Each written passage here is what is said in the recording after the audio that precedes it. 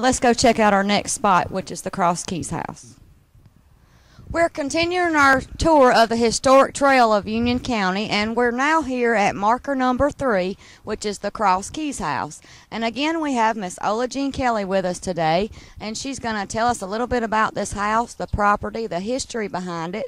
So we're going to go take a look and see what we have to offer here on this marker number 3 here in Union County.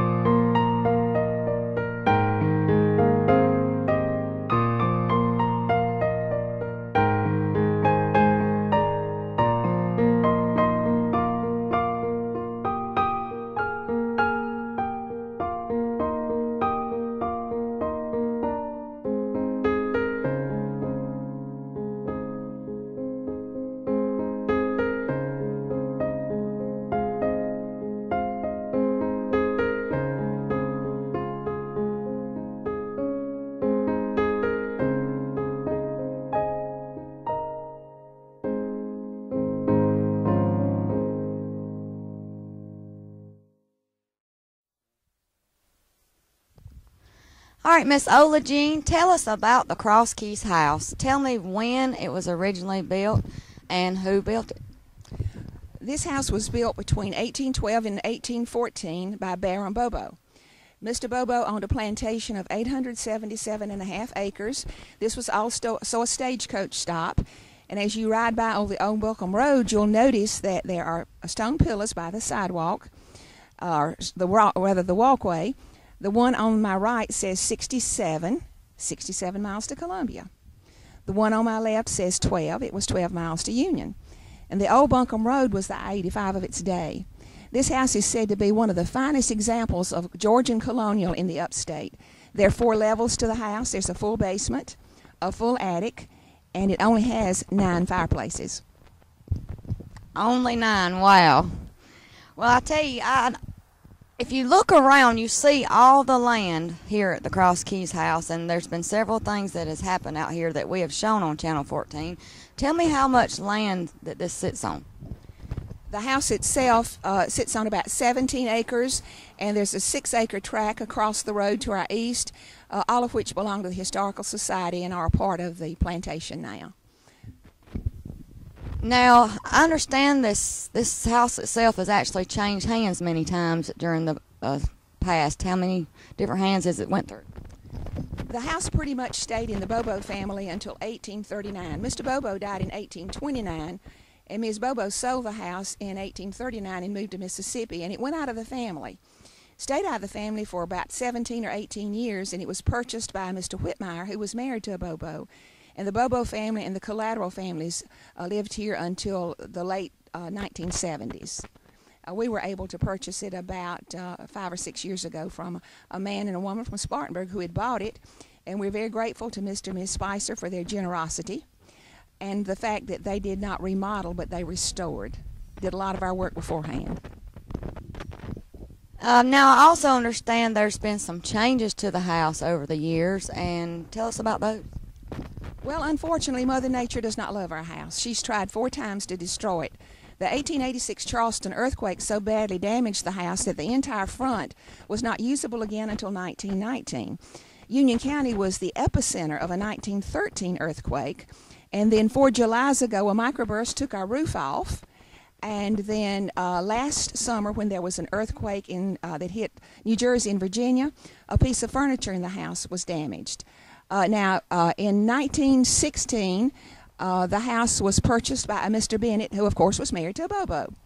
Mr. Bennett was a farmer in the area, and we have pictures of the entire front of the house torn off as Mr. Bennett and his son repaired the earthquake damage. Took them 3 years between farm chores.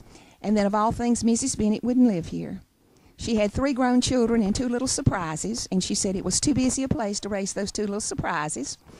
Their granddaughter says that the reason grandmother wouldn't move here, she believes, is because in the 1886 and 1913 earthquakes, she lived nearby in a frame house and there was no damage.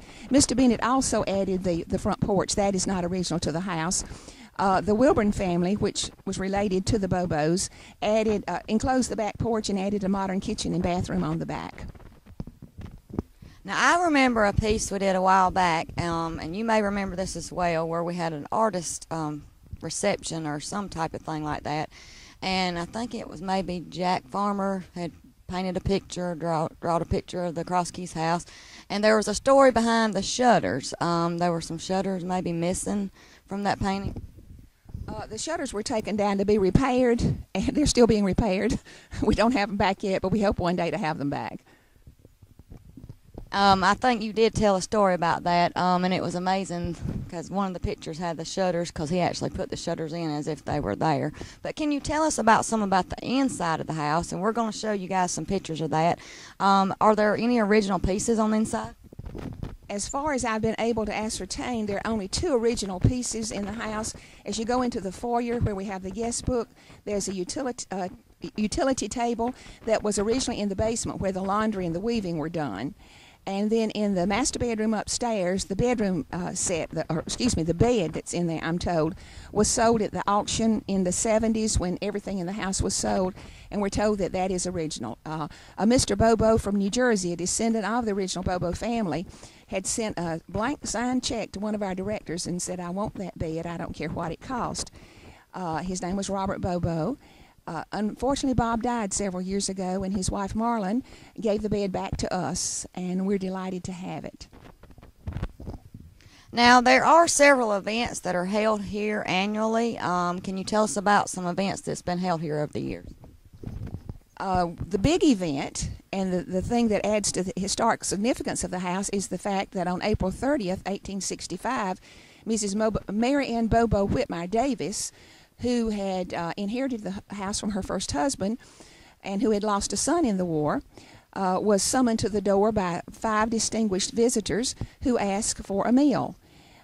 Being a good Southern lady, she shared what she had, and only as they were leaving did the leader of the group introduce himself, and she knew then that she had fed Jefferson Davis, the president of the Confederacy.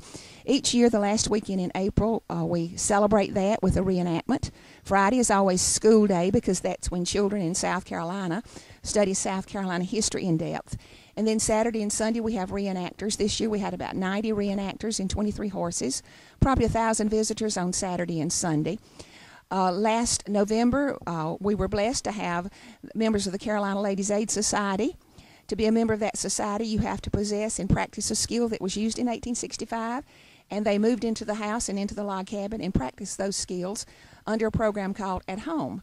And the public was invited to just drop in any day for tea and cookies and see what they were doing. Other events are planned. We hope very soon to have the house open on weekends. There'll be an announcement forthcoming very soon on that.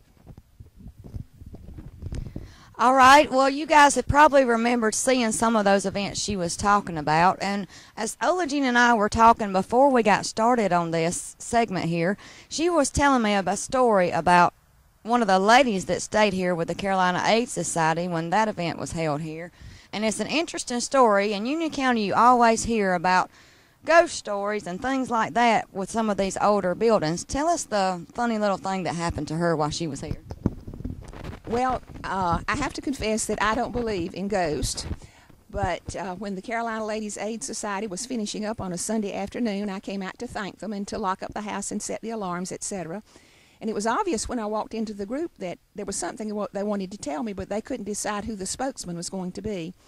And finally, one of the ladies, Angela Metz, said she had a story to tell me. She slept in that big bed in the master bedroom, and she said every night before she went to bed, she removed a pair of ladies' button-hook shoes that we keep on the stairs going up to the bed, and when she got up in the morning, they were back on the steps. And she would move them and go downstairs for breakfast and come back to dress, and they were back on the steps. And she said that all weekend long, she yo-yoed those shoes from the steps to the floor, and they were taken right back again. All right, Union, could that really be a ghost at the Cross Keys house, or could that really be one of her lady friends playing a trick on her? We never will know. But as far as the outside of this house, there are several old log cabins and lots of things that go on here. When we were here at the Living History event, I think we have the blacksmiths out here. Tell us about some of the things back in the day that would happen back in these old log cabins. We have 3 log cabins. None of them is original to the house, but they're all Union County log cabins. The older log cabin was built about a half-mile down the road in 1805. It is a story and a half, completely restored. Among the reenactors who were here for the Carolina Ladies Aid Society, a couple lived in there, and she was a spinner, which she tells me should be spinster, and that doesn't mean an unmarried lady, but it means someone who spins. And her husband was the blacksmith. The blacksmith shop was built in 1823 on the mulberry plantation south of Union at the present site of our Sims Junior High School. And the school system gave us that, and we were able to have it restored. It is fully functional. It has a fire pit. It has the bellows, all of which were tailor-made. The 4th came from the Meadow Plantation down in the Neal Shows community. It is an 1840s building and is now our tool crib. Well, I tell you, Cross Keys House has an interesting story all in itself, and if you've never been to this historic site in Union County, you need to come and check it out because you will be amazed. One more question I do have you that a lot of ladies out there may have for you that have always wondered. I know a lot of ladies out there, they become brides and they want to get married, and you also told me that they actually had a wedding here not too long ago. Some brides like to get their picture made. Some brides are looking for a unique place to have a wedding. Can you tell us what is offered when it comes to brides for this Cross Keys house? Well, we need to remember that the house is 200 years old. It was started 200 years ago. And because it is fragile, we prefer not to have events in the house, but we are open to allow weddings on the lawn. In fact, we had one, as I told you, earlier in the summer, very early in the summer, before the humidity and the heat and the bugs, and the bride and groom chose to stand on the front porch of the log cabin. And the guests sat on bales of straw facing the log cabin, and then the bride's friends had a reception at the barn. Now, are they allowed to come out here and take pictures in their bridal gown or anything like that? They are, and we would like to know before they come. Now, there's no charge to come and make pictures, but there is a charge for having a wedding or an event on the grounds because of the security and that sort of thing. You can call me at the museum. The number there is 864-429-5081. 864-429-5081. Well, again, I'd like to reiterate what a beautiful place this is, and you need to come check it out if you've never been. Union County is known for lots of historical sites, and we're going to continue this trail and make stops at several places on the markers of this historic trail. We thank you for joining us, and now we're going to take a look inside and show you some of the inside of the house and some of the outside of the property, and we hope you enjoy the rest of the show.